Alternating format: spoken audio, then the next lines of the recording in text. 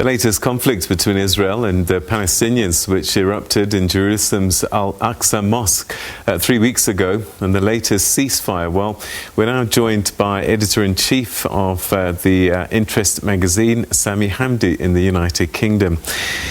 Sami, thanks very much indeed for joining us. Always good to talk to you. So, ceasefire kicked in 2 a.m. local time in Israel and Palestine. But it seems that tensions are rising yet again. Where it all started, Al-Aqsa Mosque. I think it's important to look at the ceasefire within the context that it took place. First and foremost, the Israelis believe that two very heavy defeats were inflicted on it by the Palestinians. The first defeat is that the Palestinians managed to actually bypass mainstream media and get their narrative out via social media. And the Palestinian activism on social media was such that they found themselves being afforded a platform on mainstream media and presenting their narratives. And they also managed to evoke a public sympathy that has not been there in previous confrontations. In other words, their access to social media enabled essentially to break Israel's monopoly over the narrative. And that's a huge victory for the Palestinians and something the Israelis will not be able to recover from ever again. Now we see words such as apartheid, colonization, occupation being used not only on the Palestinian side but also on the Congress floor by the likes of AOC, by the likes of Rashida Tlaib and Ilhan Omar.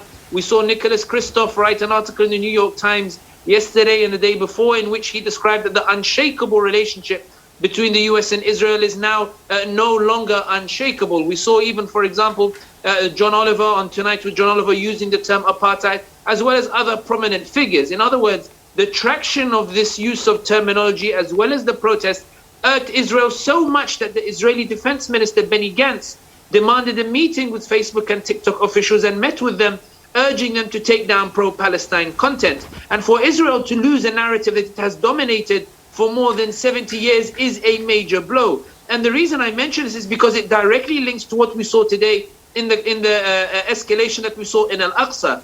The Palestinians went to Al-Aqsa to perform their Friday prayers, but they knew full well the scale of the victory they had achieved.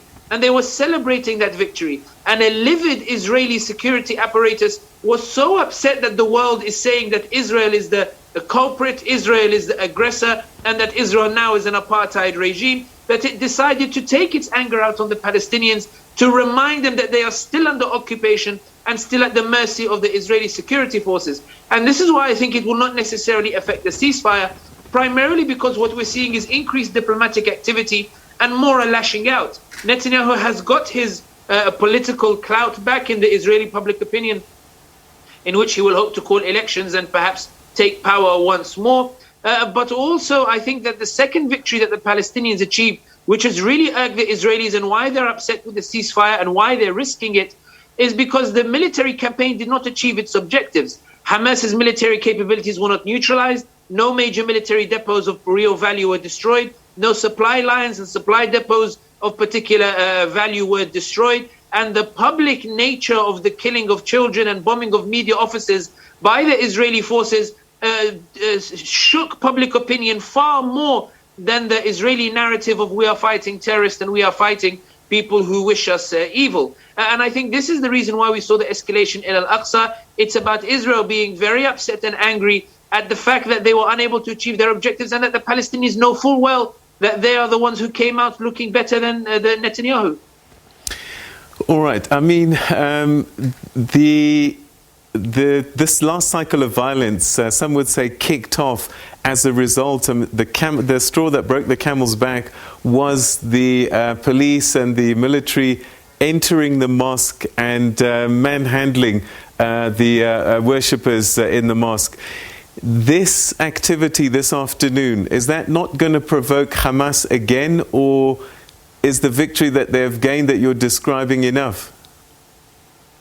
I think it's important not to frame it in the context of Hamas, but in the wider context of the Palestinian resistance. And the reason I say that is because when we talk about how we got to this escalation in the first place, it was not necessarily the storming of the Al-Aqsa Mosque in and of itself, as much as it was the forced eviction of the Palestinians in a neighborhood in East Jerusalem, in Sheikh Jarrah, as the Israelis have sought to make life have sought to increase the harassment of Palestinians in the hope that they will up and leave, and then the Israeli settlers can move in. The Palestinians are digging their heels and saying, we're not going to leave Al-Aqsa, we're not leaving Jerusalem. And as a result of the forced evictions and then the protest by the Palestinians, and then the increased restrictions on movement during Ramadan, and then Israelis taken to the streets and chanting death to Arabs, and then a fire when it broke out in the Al-Aqsa compound, a group of far-right Israelis gathered by the wall to celebrate and were blasting techno music, and then the storming of Al-Aqsa came afterwards,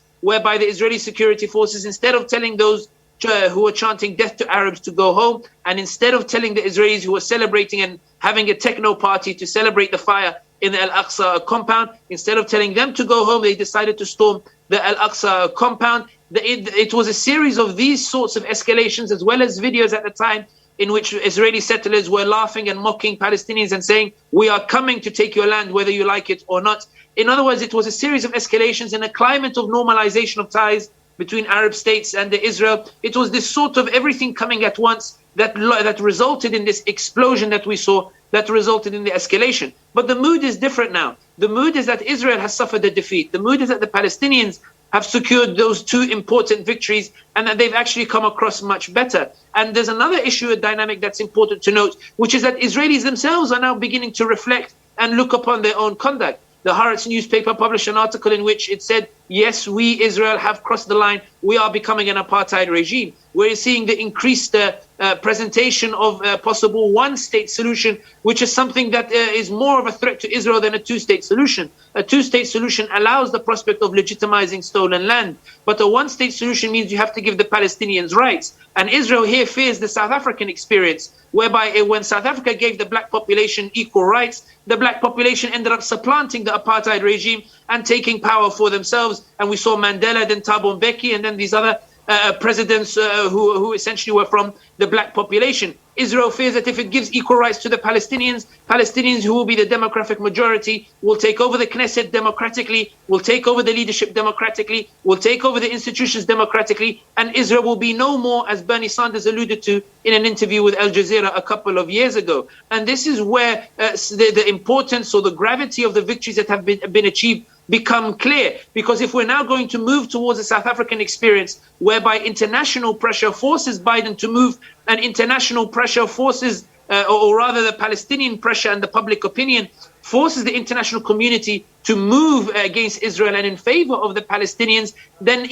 when we look at a South African experience whereby even Margaret Thatcher, who was against sanctions, had to impose sanctions because public opinion had turned against the apartheid regime, it is not far-fetched that the public opinion that we've seen turn against Israel in this latest escalation will expand to force the international community to apply similar sanctions on Israel, the same South African experience, making it impossible even for Israeli allies in the US to continue supporting them, as Nicholas Kristof alluded to in the New York Times article. And these sanctions will lead to some sort of Palestinian rights that will see justice achieved, albeit not in the manner perhaps that the Palestinians envisage.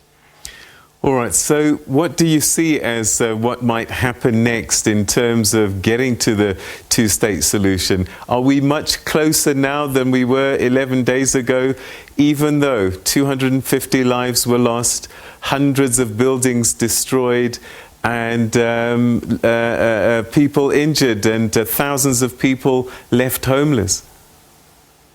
I don't think we're any closer to a two-state solution, and I don't think Israel particularly wants a two-state solution, primarily because Israel believes that Israel is an ideological concept, and Netanyahu is an ideologue more than he is a political Machiavellian. Netanyahu believes in an Israel that stretches from the Mediterranean to the Euphrates, and that is why he has resisted the implementation of UN resolutions with regards to settlements. It's why he's evicting the Palestinians from Sheikh Jarrah and allowing Israeli settlers to seize those homes. If you've seen the viral videos of a Palestinian woman telling a Jewish settler, this is my home, and he says, well, if I didn't steal it, somebody else will steal it. In other words, I'm taking this land whether you like it or not. Israel is not interested in a two-state solution, and that is what has become abundantly clear in this latest escalation, in that Israel is prepared to use force in order to crush any form of Palestinian resistance, as well as deny them any recourse to justice. I actually think we're getting closer now to a one-state solution. I think the scrutiny that we're seeing now in Israel is such in which a debate is now taking place whereby whether Palestinians should be given rights as equal citizens in Israel. And this is far more dangerous for Israel's existence than a two-state solution.